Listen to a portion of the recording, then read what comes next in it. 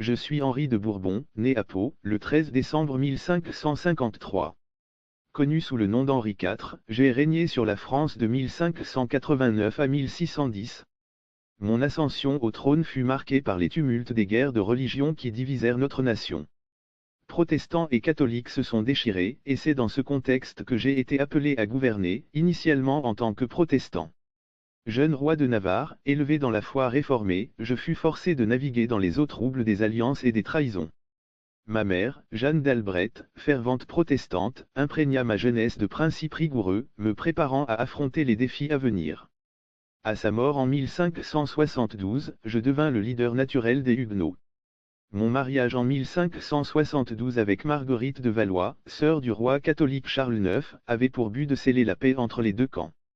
Cependant, cette union fut suivie de près par le massacre de la Saint-Barthélemy, une nuit d'horreur où des milliers de protestants furent assassinés à Paris.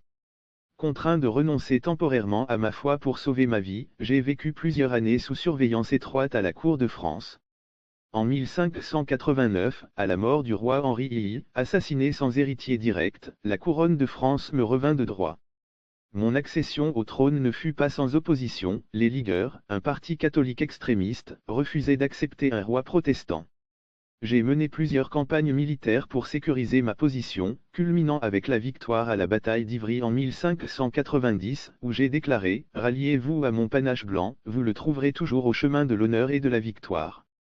Convaincu que la paix dans mon royaume nécessitait un roi de la religion majoritaire, j'ai abjuré le protestantisme en 1593, adoptant le catholicisme sous la formule désormais célèbre « Paris vaut bien une messe ».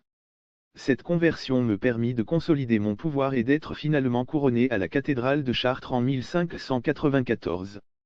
Mon règne fut axé sur la reconstruction de la France.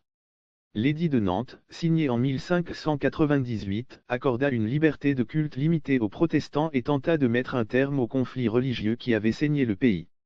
J'ai aussi œuvré pour revitaliser l'économie, appuyant l'agriculture et le commerce, et lançant des projets tels que la construction de canaux et la rénovation urbaine. Sur le plan personnel, mon règne fut jalonné de nombreuses relations et de plusieurs mariages politiques. Mon union avec Marguerite de Valois fut annulée en 1599, et je me remariai avec Marie de Médicis l'année suivante, qui m'apporta un héritier, le futur Louis XIII. Mon ambition de renforcer la monarchie et d'assurer la paix fut brusquement interrompue le 14 mai 1610. Alors que je circulais dans les rues de Paris, François Ravaillac, un fanatique, m'assassina. Ce geste tragique mit fin à un règne qui avait cherché à guérir un royaume fracturé par des décennies de guerres religieuses. Je laisse derrière moi l'image d'un roi bâtisseur et pacificateur, aimé de nombreux sujets malgré les controverses. Mon souhait le plus cher était de voir tous mes sujets vivre en paix, quelle que soit leur foi. Ainsi se termine mon récit, l'histoire d'Henri IV, roi de France, qui a rêvé d'une nation unie et prospère.